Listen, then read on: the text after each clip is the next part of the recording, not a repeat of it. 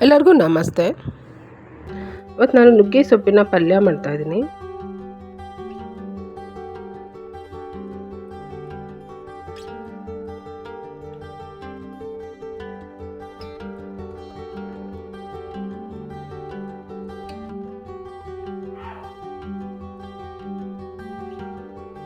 ನುಗ್ಗೆ ಸೊಪ್ಪಿನ ಪಲ್ಯ ಮಾಡೋದಕ್ಕೆ ಮೊದಲಿಗೆ ನಾನು ಪಲ್ಯದ ಪುಡಿ ರೆಡಿ ಮಾಡ್ಕೊಳ್ತೀನಿ. ಅದಕ್ಕೆ ಹುರ್ಗಡ್ಲೆ, ಒಣಮೆಣಸಿನ್ಕಾಯಿ, ಸ್ವಲ್ಪ ಹುಣಸೆಹಣ್ಣು ಮತ್ತು ಬೆಳ್ಳುಳ್ಳಿ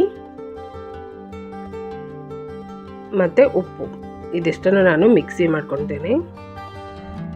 ತರಿಯಾಗಿ ಮಿಕ್ಸಿ ಮಾಡ್ಕೋಬೇಕು, ನೈಸಾಗಿ ಬೇಡ. ನೋಡಿ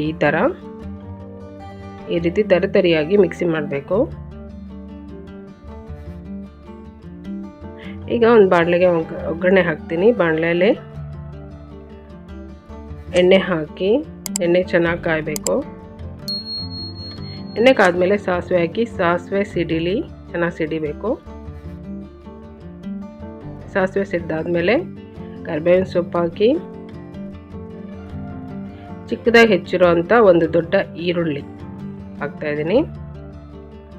ಈರುಳ್ಳಿ ಕೆಂಪಗಾಗೋ ತನಕ ಫ್ರೈ ಮಾಡಬೇಕು.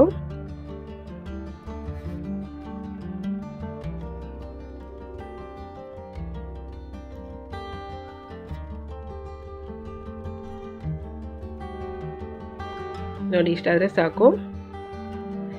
ಈಗ ಅದಕ್ಕೆ ನಾನು ನುಗ್ಗೆ ಸೊಪ್ಪು ಬಿಡಿಸಿಟ್ಕೊಂಡಿದ್ದೀನಿ. ಬಿಡಿಸಿ 2 ಸಾರಿ ತೊಳೆದು, ಇದು 3ನೇ ಸಾರಿ ನೀರಿಂದ ತೆಗೆದು ಡೈರೆಕ್ಟಾಗಿ ನಾನು ಒಗ್ಗರಣೆಗೆ ಹಾಕ್ತಾಯಿದ್ದೀನಿ.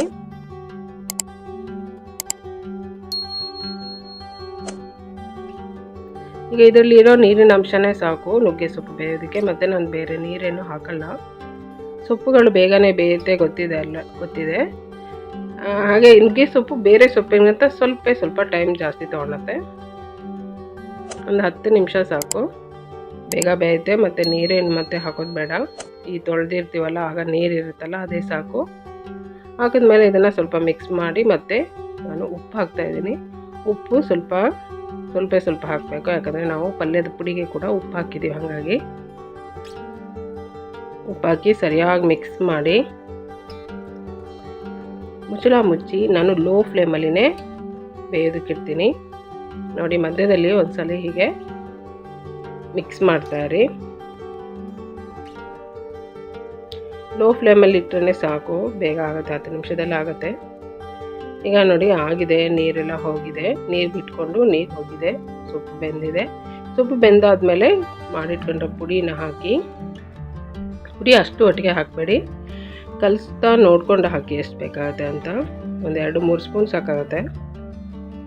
ಪುಡಿ ಹಾಕಿ ಮಿಕ್ಸ್ ಮಾಡಿದ್ರೆ ಪಲ್ಯ ಸೂಪರಾಗಿ ರೆಡಿ ಆಯಿತು. ನುಗ್ಗೆ ಸೊಪ್ಪಿನ ಪಲ್ಯ ಪುಡಿ ಹಾಕಿ ಮಿಕ್ಸ್ ಮಾಡಿದ್ಮೇಲೆ ಸ್ಟವ್ ಆಫ್ ಮಾಡಿ.